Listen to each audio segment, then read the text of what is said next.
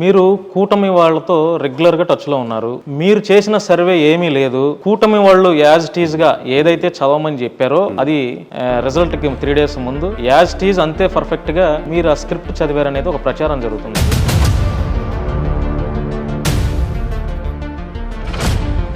15 years నుంచి పైనే survey field లో ఆరా మస్తాను నెంబర్ 1 గా ఉన్నారు. ఆయన చెప్పింది తూచా తప్పకుండా కొంచెం అటు ఇటుగా అయినా సరే జరుగుతుంది. చాలా పర్ఫెక్ట్ గా ఘంటాపదంగా ఆయన కూడా వైఎస్ఆర్సీపీ మరోసారి అధికారం చేజెక్కించుకుంటుంది, 90 నుంచి 124 సీట్లు వస్తాయని చెప్పిన ఆయన. మీరు కూడా యాస్టీస్ గా మీరు కూటమికి అనుకూలంగా చెప్పారు. మీ సర్వే ఎవరు నమ్మలేదు. మీ దెబ్బతో ఎన్నో ఏళ్లుగా స్థాపించుకుని ఒక పేరు ప్రఖ్యాతలు సంపాదించుకున్నటువంటి ఆరా మస్తాన్ కుప్పగూలిపోయాడు. దాని మీద మీ కామెంట్.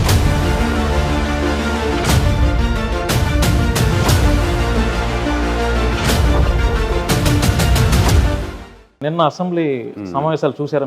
చూసారు. జగన్మోహన్ రెడ్డి గారి ప్రమాణ స్వీకారం చూసారా? ఆయనలో కాన్ఫిడెంట్ లెవెల్ తగ్గిందా పెరిగిందా? కాన్ఫిడెన్స్ సంబంధం లేదండి. ఎవరైనా ఒక హార్డ్ హర్టింగ్ వచ్చినప్పుడు ఊహించని పరిణామం ఏదైనా జరిగింది అనుకోండి, వెంటనే obviously it will take some time.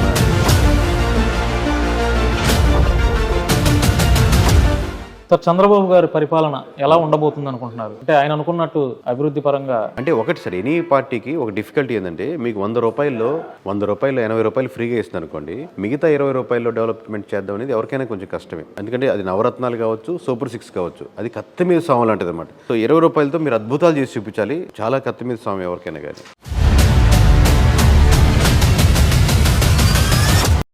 Chandrababu Naidu గారు కక్షపూరితమైనటువంటి పరిపాలన చేస్తారా, లేదంటే వైసీపీ వాళ్ళు చేసినట్లు మేము చేయము అనే దానికి అంటే ఆ రకంగా ఉంటుందంటారు వారి పరిపాలన? ఆబ్వియస్గా ప్రజలు కోరుకునేది అయితే మటుకు మీ పని మీరు చూసుకోమని అనుకుంటారు. ఎందుకంటే మీరు మిమ్మల్ని వాళ్ళు కక్షపూరితంగా చేశారు కదా, అలా మీరు చేయండి అని ప్రజలు ఎక్కువ మంది కోరుకుంటారు.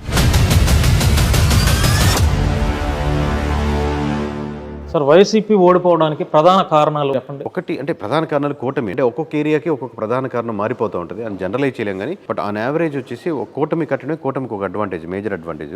రెండోది వేరే ఫ్యాక్టర్స్ చాలా ఉన్నాయి, కానీ ఒక ఎమోషనల్ కనెక్షన్ అనేది మిస్ అయ్యారు జగన్మోహన్ రెడ్డి. ఇంతకుముందు ఏంటంటే ఆ ఎమోషనల్ కనెక్షన్ అది ప్లస్ అయింది, అది పాదయాత్ర అంటే ప్రజలతో అనుసంధానం లేకపోవడం అంటారా? సార్, ఆంధ్రాలో కేకే సర్వే అంటే ఒక డెఫినేషన్ చెప్తున్నారు, అది మీ దాకా వచ్చిందో లేదో మరి నాకైతే తెలియదు. కే అంటే కమ్మ, మరో కే అంటే కాపు. కేకే సర్వే అంటే కమ్మ కాపు సర్వే అనే ఒక ట్రోలింగ్ జరుగుతుంది, దాని మీద మీ కామెంట్. అంటే చాలా ట్రోలింగ్స్ వచ్చాయి, ఇదే కదండి మామూలు. చాలా ఇప్పుడు నిన్న కూడా ఒక అతను ఇన్స్టాగ్రామ్ లో ఎవరో పంపిస్తే నాకు షేర్ చేశారు. భయ్యా ఇక్కడ కాకినాడలో ఎక్కడెక్కడ నేను చిన్న కామెడీ టైప్ వీడియో చేసి మేము తిరుగుతున్న కుర్రోళ్ళు అమ్మాయిలు ఎక్కడ బాగుంటారో సర్వే చేసి పెట్టండి. సో లేదా ఎవడురా బాబు నువ్వు ఇంత టాలెంటెడ్గా ఉన్నావని, లేదా ఈవీఎంలో దూరం చేశారా, లేదా ట్యాంపరింగ్ ముందుగా తెలిసిపోయింది, లేదా బీజేపీ వాళ్ళు. సో నమస్తే, welcome to Shri media. This is Bhanu Mekala. మనతో ఈరోజు ఒక ఫేమస్ సెలబ్రిటీ ఉన్నారు. ఆయన రాత్రికి రాత్రే ఫేమస్ అయ్యారా, లేదంటే ఫేమస్ అవ్వటం వెనక ఎన్ని కష్టాలు ఉన్నాయనే విషయాలు ఆయనతోనే అడిగి చెప్పించే ప్రయత్నం చేద్దాం. సార్ నమస్తే అండి. థ్యాంక్ యూ సార్, ఎలా ఉన్నారు?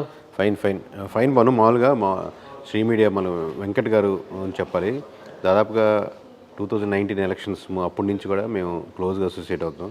సో వెంకట్తో మంచి ఇంటర్వ్యూ ప్లాన్ చేద్దామని చూస్తున్నాను, అందుకని మీది డిలే అవుతా ఉంది. Sorry for that. But sir, ఎలా ఎంజాయ్ చేస్తున్నారు? సక్సెస్ అయినట్లేనా?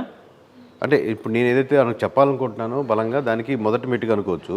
ఇది రాత్రికే ఏం కాదండి ఓవరాల్గా, ఎందుకంటే దీని వెనకాల మీ ఆబ్వియస్గా మీరు క్లోజ్గా ఫాలో అవుతుంటారు. లాస్ట్ ఎలక్షన్స్ అప్పుడు ఒక 10% వరకు ఉంది, ఇప్పుడు 100% రీచ్ అయింది. మనం చెప్పిన విధానంలో లేకపోతే దాంట్లో ఏమీ తేడా లేదు. ఎందుకంటే లాస్ట్ టైం 150 చెప్పినప్పుడు కూడా అప్పుడు టీడీపీ గవర్నమెంట్ సిట్టింగ్ ఉన్నింది, దానికి అగెనిస్ట్గా చెప్పినట్టే కదా కంప్లీట్గా. ఈసారి వైఎస్ఆర్సీపీ గవర్నమెంట్ ఉన్నింది, దానికి అగెనిస్ట్గా చెప్పినట్టే కదా కంప్లీట్గా. సో ఎవరికి ఫేవర్గా చెప్పడం కానీ లాస్ట్ టైం మీరు చెప్పిన 151 చెప్పినప్పుడు మీరు అంత ఫేమస్ అవ్వలేదండి. అంటే ఓన్లీ పొలిటికల్ స్ట్రక్చర్ వరకు ఉన్నది అప్పుడు కూడా, ఓన్లీ పొలిటికల్గా ఫాలో అయ్యేవాళ్ళు కానీ ఎమ్మెల్యేస్ కానీ లేకపోతే పొలిటికల్ వీడియోస్ బాగా చూసేవాళ్ళు కానీ వచ్చింది. ఇప్పుడు ఏంటంటే మరీ కామన్ మ్యాన్ వరకు వెళ్ళింది అనుకుంటున్నాను. లాస్ట్ టైం మీరు 151 వస్తున్నాయని చెప్పినా కూడా అప్పుడు కేకే అంటే అసలు ఎవరు అనేది ఆల్మోస్ట్ ఆంధ్ర ప్రజలకు తెలిసి. కానీ ఈ 24 ఎస్పెషల్లీ ఈ 24 ఎలక్షన్స్లో మాత్రమే మీరు చెప్పిన ఎగ్జిట్ పోల్స్ కాస్త ఎగ్జాక్ట్ పోల్గా మారి ఫేమస్ అయ్యారని. అంటే దానికి బేస్ 2019 అండి. ఇప్పుడు ఏం బేస్ లేకుండా చెప్పాం అనుకోండి, ఆ క్రెడిబిలిటీ ఎంత వచ్చిండేది కాదు. లాస్ట్ టైం కూడా చెప్పారు, లాస్ట్ టైం చూసుండకపోవచ్చు వీడియోస్, బట్ లాస్ట్ టైం కూడా చెప్పారు అన్న బేసు ఈసారి ఉపయోగపడింది. ఇంకోటి ఏంటంటే సింగిల్ నెంబర్కి వెళ్ళడం, అంటే మామూలుగా ఒక రేంజ్ చెప్పి సేఫ్ జోన్ తీసుకోకుండా ప్రతి పార్టీకి సింగిల్ నెంబర్ చెప్పడం. సార్ ఆంధ్రాలో కేకే సర్వే అంటే ఒక డెఫినేషన్ చెప్తున్నారు, అది మీ దాకా వచ్చిందో లేదో మరి నాకైతే తెలియదు. కే అంటే కమ్మ, మరో కే అంటే కాపు, కేకే సర్వే అంటే కమ్మ కాపు సర్వే అనే ఒక ట్రోలింగ్ జరుగుతుంది. దాని మీద మీ కామెంట్? అంటే చాలా ట్రోలింగ్స్ వచ్చాయి, ఇదే కదండి మామూలు చాలా. ఇప్పుడు నిన్న కూడా ఒక అతను ఇన్స్టాగ్రామ్లో ఎవరో పంపిస్తే నాకు షేర్ చేశారు. భయ్యా ఇక్కడ కాకినాడలో ఎక్కడెక్కడ నేను చిన్న కామెడీ టైప్ వీడియో చేసి మేము తిరుగుతున్న కుర్రోళ్ళు అమ్మాయిలు ఎక్కడ బాగుంటారో సర్వే చేసి పెట్టండి అని. సో లేదా ఎవడురా బాబు నువ్వు ఇంత టాలెంటెడ్గా ఉన్నావని, లేదా ఈవీఎంలో దూరు చేశారా, లేదా ట్యాంపరింగ్ ముందుగా తెలిసిపోయింది, లేదా బీజేపీ వాళ్ళు అని. సో ఈ అబ్వియస్గా ఉంటాయి వాళ్ళు వీడియో. మీరు నాకు ఎడిటింగ్ ఈ సైడ్ వచ్చాక టెక్నికల్గా తెలుసు కాబట్టి మంచిగా ఎడిటింగ్ కూడా బాగా చేసి నేను నా మీద తిట్టుకున్నాక నేను దాన్ని అంతవరకు వీడియో వరకు ఎంజాయ్ చేయగలుగుతాను. సార్ ఇప్పుడు మరొక ప్రచారం జరుగుతుంది సార్ ఆంధ్రాలో. ముఖ్యంగా ఏంటంటే మీరు కూటమి వాళ్ళతో రెగ్యులర్గా టచ్లో ఉన్నారు, మీరు చేసిన సర్వే ఏమీ లేదు, కూటమి వాళ్ళు యాజ్ ఇట్ ఈజ్గా ఏదైతే చదవమని చెప్పారో అది రిజల్ట్కి 3 days ముందు యాజ్ ఇట్ ఈజ్ అంతే పర్ఫెక్ట్గా మీరు ఆ స్క్రిప్ట్ చదివారనేది ఒక ప్రచారం జరుగుతుంది. అంటే కూటమి వాళ్ళు ఎవరితో టచ్లో ఉన్నారు, వాళ్ళకు కూడా నెంబర్ తెలియదు. ఇప్పుడు ప్రతి నియోజకవర్గ ఎమ్మెల్యేకి మామూలు కామన్ మ్యాన్ లాగానండి. కాకపోతే ఒకటే తేడా ఏంటంటే ఆ ఎమ్మెల్యే గారికి ఆ నియోజకవర్గం మీద పట్టుంటుంది బాగా. ఏ మండలం ఏ విలేజ్ ఎలా ఉంటుందో చాలా క్లారిటీ ఉంటుంది. మాకు వాళ్ళకి ఒక 5% డిఫరెన్స్ ఉంటుంది. ఇప్పుడు మేము కొత్తగా వచ్చి చెప్పేదేం లేదు. బట్ ఏ ఎమ్మెల్యేకైనా ఇచ్చాపురం ఎమ్మెల్యేకి హిందూపురం గురించి, హిందూపురం ఎమ్మెల్యే గారికి ఇచ్చాపురం గురించి డీప్ నాలెడ్జ్ ఉండదు. ఇప్పుడు కూటమి అభ్యర్థులు అదే మీరు అంటున్నారు కదా, అలాగే మేము వైఎస్ఆర్సీపీ అభ్యర్థులతో కూడా క్లోజ్గానే ఉంటాం. మా పని అదే కదా. ఇప్పుడు మీరు నాతో ఇంటర్వ్యూ చేశారంటే మీకు అన్నీ ముందుగానే నెంబర్ తెలిసి, భానుకు ముందుగానే తెలుసు, కేకేకి ముందుగా పరిచయం ఉందని. మీరు మీ పని అది, మీ జాబ్. నన్ను చేస్తారు, రేపొద్దున నన్ను ఇంకెవరు చేస్తారు, ఇంకో పార్టీతో చేస్తారు. మీరు ఏ పార్టీకి అఫిలియేటెడ్ కాదు కదా. శ్రీ మీడియా అనేది వైఎస్ఆర్సీపీకే ఉంటుందా? కాదు, లేదండి. టీడీపీకైనా చేస్తుంది, వైఎస్ఆర్సీపీ చేస్తుంది. ఇంకొంచెం హీరోయిన్ వచ్చిన చేస్తారు, హీరో వచ్చిన చేస్తారు, ఒక కామన్ మ్యాన్ రైతుతో చేస్తారు కదా. సో మేము కూడా ఏ పార్టీ వాళ్ళతో అయినా వాళ్ళకి అసోసియేట్ అయ్యి వాళ్ళకి చేస్తుంటాం. అంటే ఆ పీరియడ్ వరకు ఆయన గెలవాలని, ఆయనకి ఎక్కడెక్కడ లోటుపాట్లున్నాయో తెలియాలని, ఇదే కదా ఓవరాల్గా మా జాబ్ ఇదే. సార్ ఇప్పుడు మీరు ఒక్కొక్క నియోజకవర్గంలో ఎన్ని శాంపిల్స్ కలెక్ట్ చేశారు అసలు? అంత ప్రజానాడి ఎలా పట్టుకోగలిగారు? శాంపుల్స్ మెథడాలజీ అనేది ఎక్కువ ఒక అవుట్డేటెడ్ వర్షన్ సార్. అట్లా అని చెప్పి శాంపుల్ అంటే ఇప్పుడు మీకు పాత మొబైల్ ఫోన్కి కొత్త మొబైల్ ఫోన్కి చాలా తేడా ఉన్నట్టు, కొత్త మొబైల్లో ఫోన్ కూడా కాల్స్ వెళ్తాయి, కాల్స్ వస్తాయి. సో ఇప్పుడు మేము ఆడుతున్నటువంటి అప్డేటెడ్ వర్షన్లో కూడా ఆబ్వియస్గా శాంప్లింగ్ విధానం ఉంటుంది. బట్ అది ఒకటే కాకుండా మేము అప్లై చేసే డేటా సైన్స్ కానీ, లేదా స్లీపర్ సెల్స్ వచ్చిన ఇన్ఫర్మేషన్ కానీ మేము మళ్ళీ ప్లస్ అవుట్ సోర్సింగ్ కూడా ఇస్తాం. ఒకప్పుడు అవుట్ సోర్సింగ్ ఇచ్చేవాళ్ళం కదా. సో లేదా మేము చేస్తున్న శాంప్లింగ్ కానీ ఇవన్నీ కలిపి ఒక విలేజ్ తీసుకుంటే అన్నీ ఒక లేయర్లో ఉన్నాయనుకోండి, 70-30, 70 వైఎస్ఆర్సీపీకి, ఈ విలేజ్లో 30% టీడీపీకి ఉందనుకోండి. ఇది ఇలాగే దగ్గరగా 4 లేయర్స్లో ఉందంటే మేము పర్ఫెక్ట్గా ఉందనుకుంటాం. దీంట్లో డేటా సైన్స్ ఏం అప్లై చేస్తున్నాం, ఎవడు స్లీపర్ సెల్స్, ఎన్ని శాంపుల్స్, ఎలా తీసుకుంటున్నాం, ప్యాటర్న్ అనేది ఒక్కొక్క మెథడాలజీ వేరు. బట్ ఈ 4 లేయర్స్ పర్ఫెక్ట్గా ఉంది కాబట్టి అది తీసుకోగలుగుతున్నాం. సార్ 15 years నుంచి పైనే సర్వే ఫీల్డ్లో ఆరామ్ మస్తాను నెంబర్ 1గా ఉన్నారు. 100%. ఆయన చెప్పింది తూచా తప్పకుండా కొంచెం అటు ఇటుగా అయినా సరే జరుగుతుంది. ఆల్రెడీ తెలంగాణలో కూడా లాస్ట్ ఎన్నికల్లో కూడా ఆయనే చెప్పారు కాంగ్రెస్ అధికారంలో వస్తుంది. ఇక్కడ కూడా చాలా పర్ఫెక్ట్గా ఘంటాపదంగా ఆయన కూడా వైఎస్ఆర్సీపీ మరోసారి అధికారం చేజెక్కించుకుంటుంది, 90 నుంచి 124 సీట్లు వస్తాయని చెప్పిన ఆయన. మీరు కూడా యాజిటీస్గా మీరు కూటమికి అనుకూలంగా చెప్పారు, మీ సర్వే ఎవరు నమ్మలేదు. మీ దెబ్బతో ఎన్నో ఏళ్లుగా స్థాపించుకొని ఒక పేరు ప్రఖ్యాతలు సంపాదించుకున్నటువంటి ఆరామ్ మస్తాన్ కుప్పగూలిపోయాడు. దాని మీద మీ కామెంట్? అంటే మీరు చెప్పిన ప్రశ్నలో నేను విభేదించేది ఏంటంటే, కూటమికి అనుకూలంగా అన్నారు కదా, ఆ కూటమికి అనుకూలంగా చెప్పలేదు. నెంబర్ చెప్పి ఆ నెంబర్ వాళ్ళకి ఫేవర్గా ఉండొచ్చు. ఇది మీ టేస్ట్ చూసి టిఫిన్ చాలా బాగుందని చెప్పి మీ మెప్పు పొందడానికి మీ రెస్టారెంట్కి వచ్చి నేను చెప్పలేదు, నేను తిని బాగుందని చెప్పాను. మీకు అనుకూల నెంబర్ 1. ఆయన్ని దెబ్బ కొట్టేసాం, పక్కన పెట్టేసాం. మనం వెళ్ళే ప్రయాణం వెళ్తున్నాం, దానివల్ల ఒకరికి ఫేవర్గా ఉండొచ్చు, ఒకరికి అడ్వాంటేజ్ ఉండొచ్చు, ఒకరు మీలాగా ప్రశంసలు నాకు ఇవ్వచ్చు, లేదా ఒక ఇంటర్వ్యూ రావచ్చు, లేదా ఒకరి వల్ల దానివల్ల మనం ముందుకెళ్ళడం వల్ల ఒకరు వెనక్కి ఉండొచ్చు. నా ఉద్దేశం పర్ఫెక్ట్గా ఎవరు చెప్పలేదు కదా సార్. ఇప్పుడు ఆరామ్ మస్తాన్ కూడా ఆయన ఈ సర్వేలో ఎంతో ఎక్స్పీరియన్స్ కలిగిన చెప్పినట్టు మీరు యాజిటీస్గా ఎలా చెప్పారు జనసేనకి 21 వస్తాయని? 21 అనేది ఓవరాల్ కన్సాలిడేట్ నెంబర్ సార్. మీరు చూసేది మేము ఒక్కొక్క నియోజకవర్గం చూస్తాం కదా సార్. రైల్వే కోడ్ను సెపరేట్గా చూస్తాం, పోలవరాన్ని సెపరేట్గా చూస్తాం, లేదా పాలకోట ఇంకోటి ఏదైనా సెపరేట్గా చూస్తాం, నర్సాపురం అంటే ఒక్కొక్క నియోజకవర్గం క్రోడీకరిస్తాం. అది టోటల్ 21 రావచ్చు, 2 వచ్చి ఉండొచ్చు. 21లో పోటీ చేసిన దగ్గర 2 గెలుస్తుంది జనసేన అంటే అదే చెప్పుండేవాళ్ళం. 21 రావాలని ఇంటెన్షన్ కానీ, లేదా 2 రాకూడదని కోరిక కానీ, ఈ 2 లేవు. అంటే ఇప్పుడు మీరు అది కూడా కావాలని అయితే ఏం చెప్పలేదు, వాంటెడ్గా మీరు చేసిన సర్వేలో అంతే. కావాలని ఏంటి, దాంట్లో ఆప్షన్ లేదు కదా. కావాలంటే ఇప్పుడు మనం అదేమన్నా మనకేం కాదు కదా. మనకు వచ్చిన ఒక్కొక్క నియోజకవర్గం క్రోడీకరించుకొని ఇది పోటీ చేసిన 144 నియోజకవర్గాల్లో మనకు 133 కనపడుతున్నాయి టీడీపీకి. బీజేపీకి పోటీ చేసిన 10 చోట్ల 7 కనపడుతున్నాయి అని చెప్పాము. సార్ నెక్స్ట్ టార్గెట్ ఏంటి సార్ మీకు?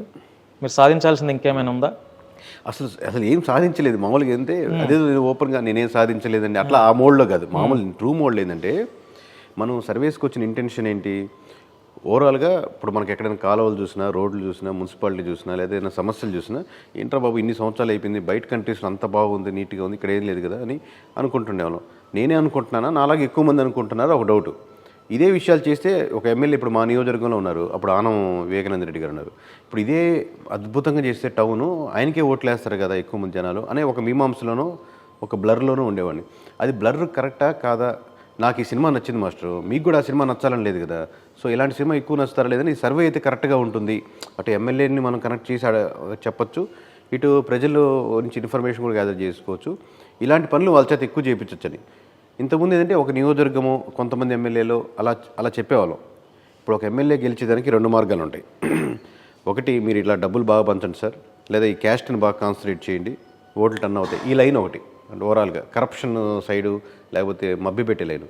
రెండో లైను, ఇక్కడ ఈ సమస్యలు ఉన్నాయి, ఈ సమస్యలు కానీ మీరు సాల్వ్ చేస్తే ఇక్కడ ఒక 500 ఓట్లు ఎక్స్ట్రా వస్తాయి, ఈ మండలంలో చేస్తే ఇంకో 2-3 వేలు ఓట్లు ఎక్స్ట్రా వస్తాయి, ఈ గ్రూప్ వాళ్ళు, ఈ క్యాస్ట్ వాళ్ళు ఎవరైనా కానీ మీరు కొంచెం దూరం పెడుతున్నారనో, లేకపోతే వాళ్ళని సరిగ్గా మాట్లాడలేదనో వాళ్ళు ఫీల్ అవుతున్నారు, వాళ్ళతో ఉండి ఒక వన్ వీక్ స్పెండ్ చేసి వాళ్ళని గ్యాదర్ అవ్వలేదు. సో నేను ఈ మార్గం ఎంచుకుంటున్నాను. ఈ మార్గం చేత 4 మంచి పనులు చేసాం అనుకోండి, వాళ్ళే గెలుస్తారు, నేను అనుకుంది కూడా నెరవేరుద్ది. దానికి మీరు చెప్పినట్టు ఆ పొజిషన్లో ఉన్నాను. ఇప్పుడు ఇంకా మొదలు పెట్టలేదు, ఆ పొజిషన్కి వచ్చాం కాబట్టి ఆ పనులు చేయడానికి ఎక్కువ స్కోప్ ఉందనుకుంటున్నాను. సార్ మొన్న జరిగినటువంటి ఎలక్షన్స్లో మీ టీం ఓవరాల్గా ఈ స్టేట్ వైడ్ ఎంతమంది పనిచేశారండి? అంటే డైరెక్ట్లీ ఆర్ ఇండైరెక్ట్లీ ఒక 6 to 700 పైనే ఉంటారండి ఓవరాల్గా. బట్ నా కోర్ టీం వచ్చేసి 25 to 30 మెంబర్సే ఉంటారు. కోర్ టీం అంటే నాతో పాటు క్లోజ్ అండ్ అసోసియేట్. అలా కాకుండా స్లీపర్ సెల్స్ నెట్వర్క్ ఉన్నారనుకోండి, వాళ్ళకి 45 మెంబర్స్ ఉంటారు.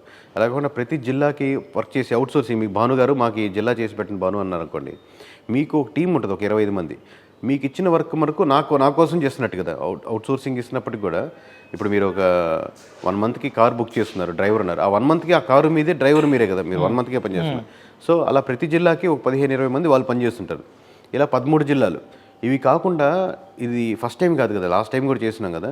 ఇలా ఎంతోమంది ఇన్ఫర్మేషన్లు ఇచ్చేవాళ్ళు ఉంటారు. నాకు నేను వద్దనుకున్న ఇచ్చేవాళ్ళు, కాల్ చేసేవాళ్ళు, రెగ్యులర్గా ఉండేవాళ్ళు. మా విలేజ్లో ఎలా ఉంది సార్, సమస్యలు చెప్పేవాళ్ళు, లేకపోతే మా వ్యతిరేకంగా ఉన్నామని చెప్పేవాళ్ళు, ఎందుకని ఆయన ఓడిస్తున్నామని చెప్పేవాళ్ళు, ఎందుకని గెలిపిస్తున్నామని చెప్పేవాళ్ళు ఉంటారు.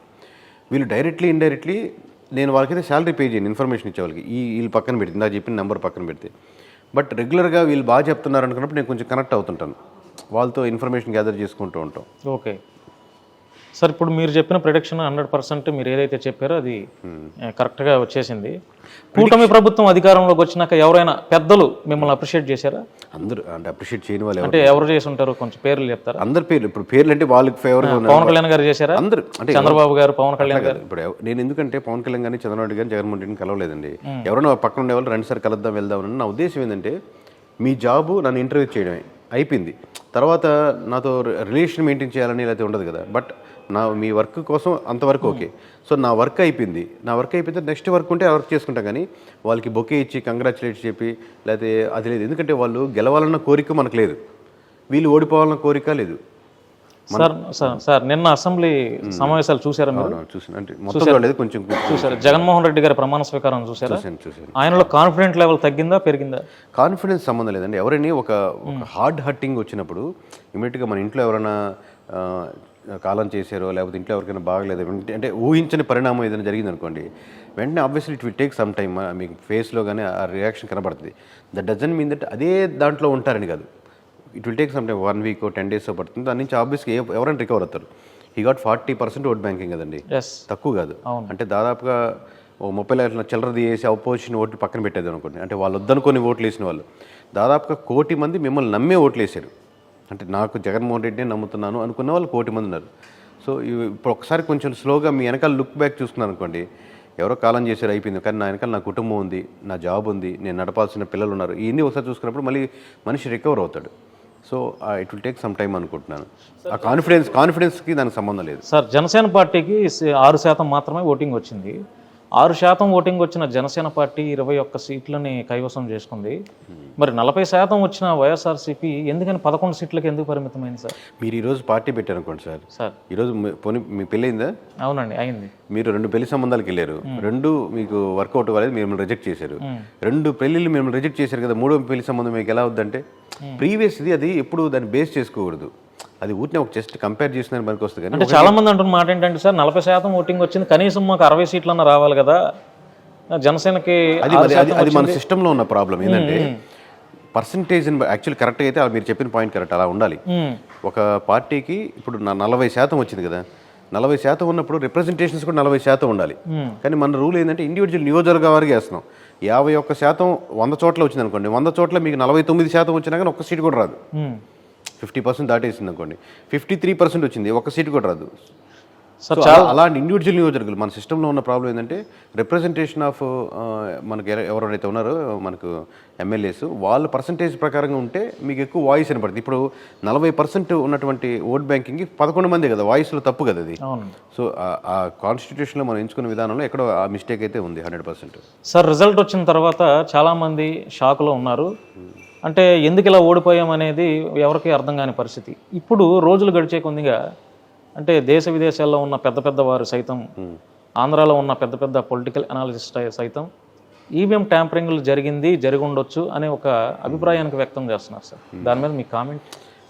మీకు అన్ని డివైజెస్ ఒక దగ్గర పెడతారండి, జిల్లాకున్న దగ్గర పెట్టి ఏ డివైజెస్ ర్యాండమైజేషన్ అంటారు దాన్ని. ఫస్ట్ ర్యాండమైజేషన్ మీద ఫస్ట్ చెక్కింగ్ చేస్తారు. ప్రతి డివైస్ని ఓపెన్ చేసి పొలిటికల్ పార్టీస్ని అందరినీ పిలుస్తారు, దీంట్లో ఏదైనా చిప్ ఉందా లేదా చూసుకోండి అని చెప్పి. అది దాదాపుగా 3 వారాల పాటు జరుగుద్ది. ఇప్పుడు మన జిల్లా హెడ్ క్వార్టర్స్లో పెట్టారు విజయవాడలో, registered political parties state central అందరూ పిలిపించి ప్రతి డివైస్ ఓపెన్ చేసి చూపిస్తారు. తర్వాత ఫస్ట్ ర్యాండమైజేషన్ ఉంటుంది, ఇక్కడ నుంచి జిల్లా హెడ్ క్వార్టర్స్కి వెళ్తుంటుంది అనమాట. అంటే అక్కడ ఉన్నటువంటి ఆ చుట్టుపక్కల 4 నియోజకవర్గ హెడ్ క్వార్టర్స్ అప్పుడు పిలిపిస్తారు. తర్వాత మనకు బూత్ లెవెల్కి వెళ్తుంది, అప్పుడు పిలిపిస్తారు. ఈ ప్రాసెస్లో ఒక 5% ఓటింగ్ మీరు వేయండి వాళ్ళ ముందే వేసి స్లిప్పులు కరెక్ట్గా వస్తుంది లేదు చూపిస్తారు. అప్పుడు పొలిటికల్ పార్టీస్ పిలిపిస్తారు. దాని తర్వాత మీకు బూత్కి వెళ్ళిపోతుంది చూడండి, మీరు ఓటు వేసిన బూత్కి వెళ్తుంది చూడండి, మీరు కంటే ముందర పొద్దున్న తెల్లవారుజామున 50 ఓట్లు వేయిస్తారు వాళ్ళ చేత. 50 ఓట్లు వేయించి దాన్ని సీల్డ్ కవర్లో ట్యాగ్ చేసి 50 ఓట్లు మీరు అనుకున్నట్టే పడ్డాయా లేదా చెక్ చేసుకుంటారు. ఇది 5వసారి. దాదాపుగా ఈ విధంగా 7 నుంచి 8 లేయర్లు జరుగుద్ది. 8 లేయర్లో 6 అంటే బూత్ లెవెల్కి వచ్చే వరకు కూడా వాళ్ళ పొలిటికల్ పార్టీస్ ఎవరైతే రిప్రజెంటేటివ్ ప్రతి బూత్లో జరిగి ఉంటుంది. మీకు ఏదైనా బూత్ కాడి నుంచి మేము 50 ఓట్లు వేస్తే మాకు 30 ఓట్లే పడ్డాయి కనపడుతుండే మిషన్ తప్పు అంటే అక్కడే ఆపేస్తారు. ఇప్పుడు మొత్తం రిజల్ట్స్ అయిపోయిన తర్వాత వచ్చి ట్యాంపరింగ్ జరిగిందని చెప్పడం, మీరు నిజంగా డౌట్ ఉంటే ఈ 6 స్టేజ్లో ఎక్కడ చెప్పినా ఎలక్షన్స్ ఆపేస్తారు అక్కడ. సార్ అది అట్లా ఎందుకు డౌట్ పడుతున్నారంటే సార్, ఇప్పుడు మీరు ధర్మవరం ఎమ్మెల్యే కేతిరెడ్డి వెంకటరామరెడ్డి మీకు తెలుసు కదా, మీరు చూసే ఉంటారు. ఆయన ప్రజల్లో దాదాపుగా 4 సంవత్సరాల నుంచి ప్రజల్లోనే ఉన్నారు గుడ్ మార్నింగ్ అనే ప్రోగ్రాంతో. అంతకంటే ముందు ఆయనకి అక్కడ సత్యకుమార్ యాదవ్ గారు అక్కడ ఎమ్మెల్యేగా కంటెస్ట్ చేశారు. ఆయన బహుశా ఒక 1 మంత్ బిఫోర్ ఆయన ఆ ఏరియాకి వెళ్ళి ఉండొచ్చు. అంటే ఆయన ఫేస్ కూడా ప్రజలకి ఎక్కువ నోటెడ్ అయిన సందర్భం. మరి ఆయన ఎలా గెలిచారు అనేది మీకు ఎలక్షన్ ప్యాటర్న్ అర్థం చేసుకోవాలండి. ఫస్ట్ ఆఫ్ ఆల్ 2 లేయర్స్ ఏంటంటే 80 to 90% vote banking party vote banking పడుతుంది. ఎక్కడో మీరు చెప్పినట్టు కేతిరెడ్డి గారు లాంటి వాళ్ళు రేర్ కేసు 10 to 20% వరకు పుల్ చేయగలుగుతారు. మోర్ దాన్ 10,000 ఓట్స్ వరకు వాళ్ళ ఇండిపెండెంట్గా ఓట్ బ్యాంకింగ్ పుల్ చేయగలుగుతారు. బట్ మీకు ఈ 80% vote banking party vote banking ఉంది చూసారా, దాంట్లో ఎప్పుడైతే మీకు పార్టీ మీద అగెనిస్ట్గా పడుతుంది అనుకోండి, మీకు సర్టెన్ ఓట్ బ్యాంకింగ్ కోల్పోతున్నప్పుడు ఇండివిజువల్ క్యాండిడేట్ వచ్చే 20% ఆయన కూడా ఒక వీడియో చేశారు, చూసారా? ట్యాంపరింగ్ జరిగింది. కేకే ఎలా తెలిసింది. సో నేను అది ఓకే, అది ఎవరిని కమెంట్ చేయొచ్చు, నాకేం ఇబ్బంది లేదు. నేను మామూలుగా వ్యక్తిగతంగా తిరిగిన వాళ్ళల్లో ఆయన మీద కూడా చాలా అలిగేషన్స్ ఉన్నాయి. బట్ నేను I don't want go in to that one. But నేను వ్యక్తిగతంగా నమ్మేది ఏంటంటే తిరిగిన వాళ్ళ ఆంధ్రప్రదేశ్లో ఒక సర్టెన్ టైం పట్టుకుని 2 hours 3 hours తిరిగిన వాళ్ళు ఒక 5-6 మందిలో ఖచ్చితంగా కేతిరెడ్డి గారు ఉంటారు, దాంట్లో డౌట్ లేదు. బట్ మన దగ్గర ఎప్పుడైతే caste based religion based vote banking ఎప్పుడు జరుగుతుందంటే మీకు ఇటుకరాయికి మధ్య సిమెంట్ లేయర్ అయినప్పుడు, అంటే ఒక పార్టీ ఎమోషనల్గా ఇప్పుడు ఈయన ఇండివిజువల్గా కరెంట్ అయ్యారు, పార్టీ ఎమోషనల్గా ఓన్లీ ఏది ఎమోషనల్గా అంటే మంచి స్కూల్స్, హాస్పిటల్స్, రోడ్స్, మున్సిపాలిటీ. ఇంతకుముందు మనకు వైఎస్ఆర్సీపీ రాకముందు అందరం ప్రైవేట్ స్కూల్స్కి ప్రైవేట్ హాస్పిటల్కి వెళ్ళాం, వీళ్ళు వచ్చాక మంచి గవర్నమెంట్ హాస్పిటల్స్కి స్కూల్స్కి వెళ్తున్నామని అన్నాను అనుకోండి. అంటే ఇటుకరా మంచి సిమెంట్ పడ్డట్టు. ఇప్పుడు ఇంకా క్యాస్ట్ రాదు. ఇప్పుడు ఎప్పుడైతే అది లేదనుకోండి, నేను ఒక యాదవ్ని ఎవరికి ఓటేయాలి, నేను ఒక రెడ్డిని నేను ఎవరికి ఓటేయాలి, నేను కమ్మని కాపుని ఇట్లా ఓటేస్తుంది. మీరు మళ్ళీ ఆ లేయర్ లేనప్పుడు మళ్ళీ ఇటుకరాల మధ్య ఉంటుంది అనమాట ఓట్ బ్యాంక్. ఇటుకరాయి అనేది క్యాస్ట్ బేస్డ్ అనుకుంటే, సో మళ్ళీ క్యాస్ట్ బేస్డ్ వచ్చినప్పుడు తిరిగినా తిరగకపోయినా సంబంధం లేదు, మళ్ళీ ఆ ప్యాటర్న్ అయిపోద్ది. ఇప్పుడు ఆబ్వియస్గా బలమైన 2 కమ్యూనిటీలు కలిసి ఆ అడ్వాంటేజ్ అవుద్ది. ఆబ్వియస్గా వైఎస్ఆర్సీపీ నుంచి వచ్చిన ట్రాన్స్ఫర్ అయిన ఓట్ బ్యాంకింగ్ ఉంటుంది. రోడ్లు బాగాలేవని, కాలువలు బాగాలని, ఉద్యోగస్తులని, ఉద్యోగం కోరాలని. దీంట్లో కేతిరెడ్డి గారి పాయింట్ కిందకి వెళ్ళిపోద్ది ఏముందో తిరిగినప్పటికి కూడా అర్థమవుతుంది. మేము సో ఆయన తిరగలేదని, ఆయన చేయలేదని కాదు, ఆబ్వియస్గా ఇంత తిరిగినా గెలవలేదు కదా అని అటు ఉంటుంది. బట్ ఈ పార్టీ ఓట్ బ్యాంకింగ్ ప్రధానం అనమాట దీంట్లో. సార్ 5 ఏళ్ల వైఎస్ఆర్సీపీ పరిపాలనలో ఒక 2 years కరోనాకి పోయింది. కరెక్ట్. ఆ టైంలో ఎవరు రాజకీయ నాయకులంతా వారి ఇళ్లలోనే ఉన్నారు. కరెక్ట్. మిగతా 3 సంవత్సరాల్లో వైఎస్ఆర్సీపీ గవర్నమెంట్, వైఎస్ జగన్మోహన్ రెడ్డి పరిపాలన అసలు ఏమీ చేయలేదంటారా? చేస్తారు, 100% చేయకుండా ఎందుకుంటారు. చేశారు కాబట్టే మీకు 40% ఓట్ బ్యాంకింగ్ వచ్చింది. 40% పడ్డ ఓట్ బ్యాంకింగ్ మొత్తం 1,32,00,000 ఓట్లు. 1,32,00,000 ఓట్లు. అంటే 40% ఓట్ బ్యాంకింగ్ మొత్తం దాంట్లో ఫ్రీ స్కీమ్స్కి లేదా ఉచిత పథకాలకు ఓట్లు వేయరని వేస్తారు. దానికి కూడా దానికి ఇచ్చిన ఇప్పుడు అమ్మఒడికి పడ్డ ఓట్లు ఉంటాయి, లేకపోతే మామూలు నాడు నేడుకు పడ్డ ఓట్లు ఉంటాయి. బట్ ఆ ఓట్ బ్యాంకింగ్ సరిపోదు అంటున్నాను. ఆ కరువు తీసుకున్నానికి ఎక్స్ట్రా 10%. మీరు ఆ ఎక్స్ట్రా కరువు రావాలంటే సంథింగ్ ఆ ఎమోషనల్గా కనెక్షను ప్లస్ జీవితాల్లో వాటికి వచ్చిన మార్పులు ఇవి కనపడాలి. సార్ మీ ప్రిడిక్షన్ని తర్వాత మీ నుంచి అంటే మీ ఫాలోవర్స్ కానీ చాలామంది ఇప్పుడు మిమ్మల్ని ఫాలో చేస్తూ ఉన్నారు. అవి పొలిటికల్ పార్టీలకి మొత్తం అన్ని పార్టీల వాళ్ళు వైఎస్ఆర్సీపీ మరలా అంటే నిలదొక్కునే ప్రయత్నం ఏమన్నా చేస్తున్నారా, లేకపోతే ఇంకా పార్టీ భూస్థాపితం అయినట్లేనా? అంటే మీకున్న అనాలిసిస్ భూస్థాపితం అనేది ఉండదండి. ఇప్పుడు మీకు అదే కదా 1 కోటి మంది వేశారు. కాకపోతే లీడర్ ఎటువంటి డిసిషన్ తీసుకునేదానికి అనేది ఆధారపడుతుంది. ఇప్పుడు 23 సీట్లే వచ్చాయి పోయినసారి. 23 నుంచి భూస్థాపితం అయిపోలేదు కదా టీడీపీ.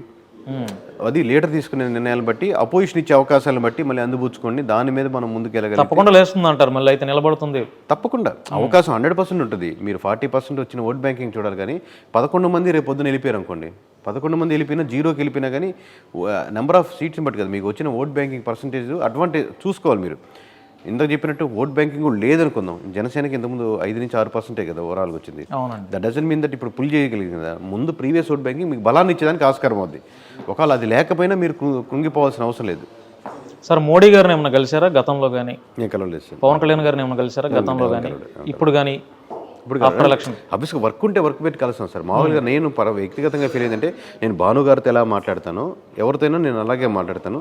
నేను క్లారిటీగా చెప్పేదానికి ప్రయత్నిస్తాను. వాళ్ళ స్టేచరు నాకు భయాన్ని కానీ, లేదా వాళ్ళ తక్కువ స్టేచరు నేను గర్వాన్ని కానీ రెండు ఇవ్వవు నాకు. సార్ చంద్రబాబు గారి పరిపాలన ఎలా ఉండబోతుంది అనుకుంటున్నారు?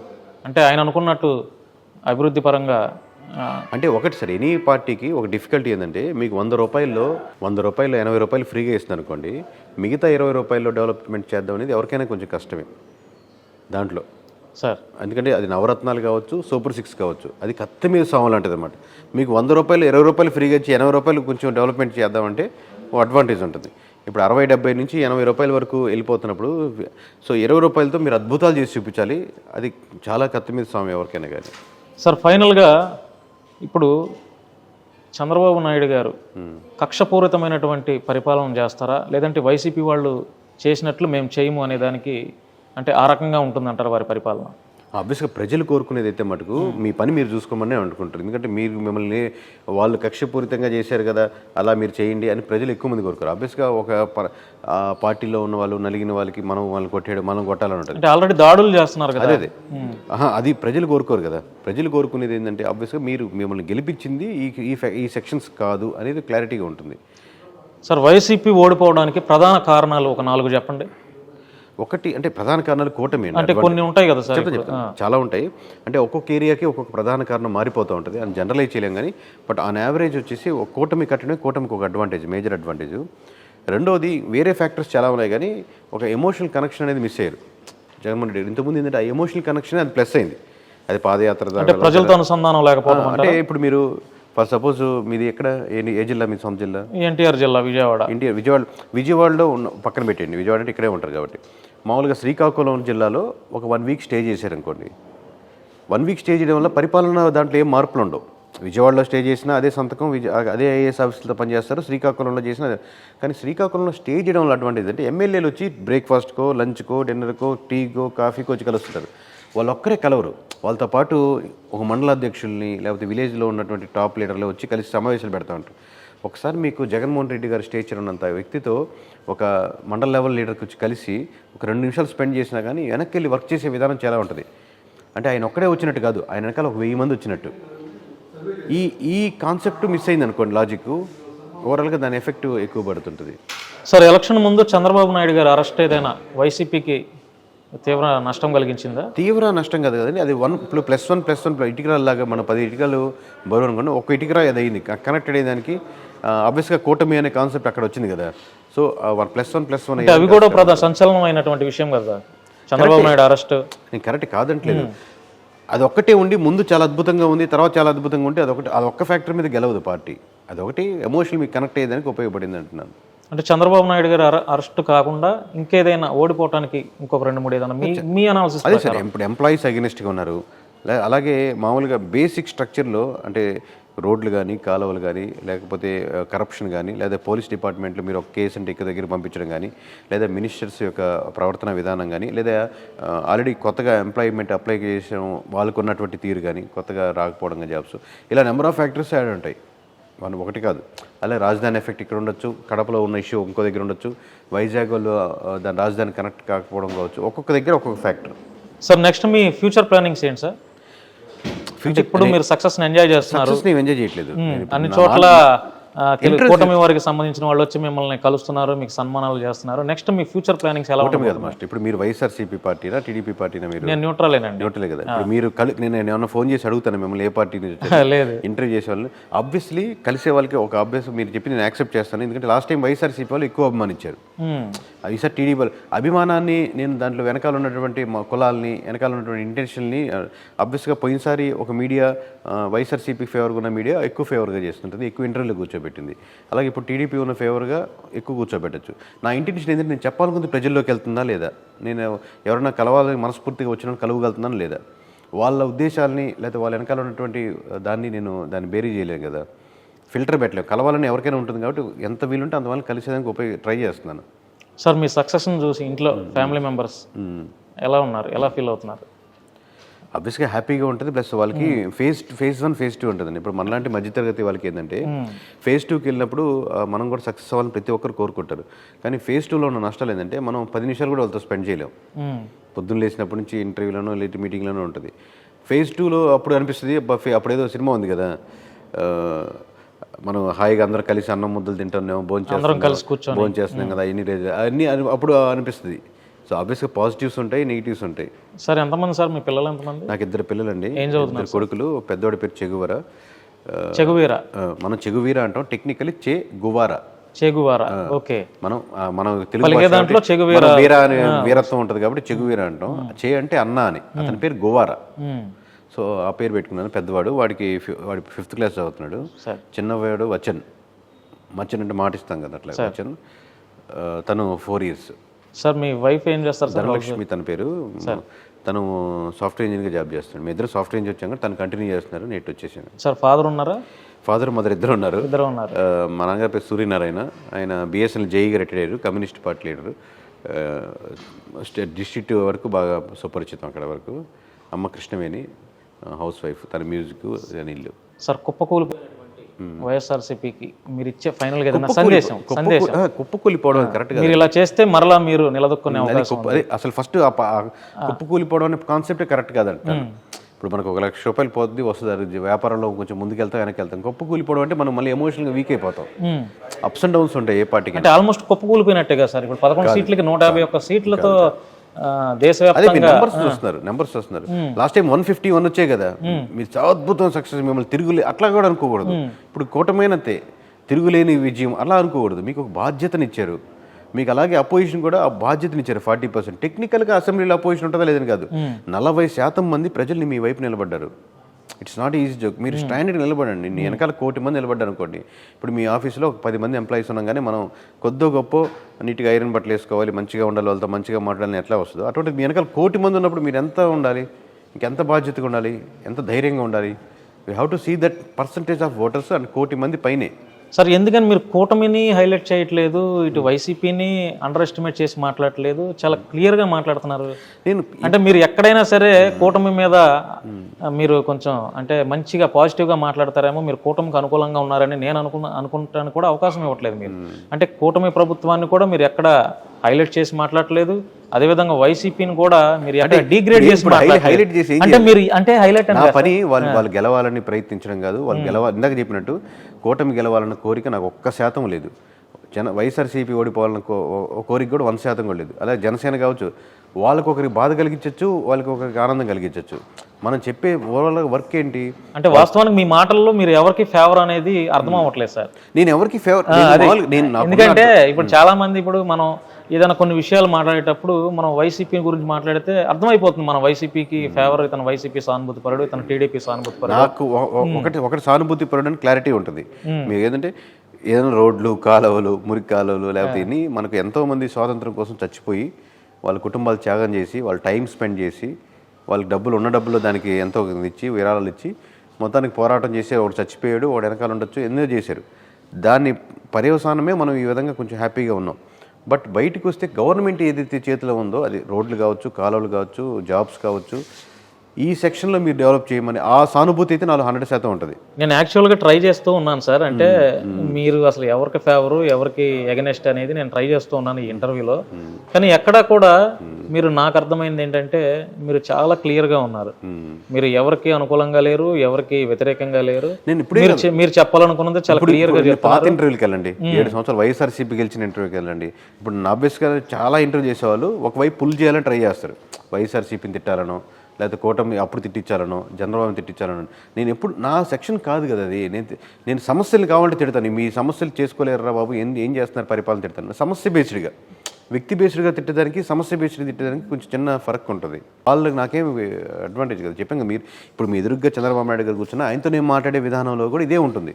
మేబీ మోర్ టెక్నికల్ విషయాలు మాట్లాడచ్చు, ఇక్కడ అంశాలు మాట్లాడుకోండి సార్, ఈ పథకం వల్ల మీకు అడ్వాంటేజ్ డజన్ మీన్ దట్ నాకేం ఆయన మీద ఎమోషనల్ కనెక్షన్ ఏమి ఉండదు.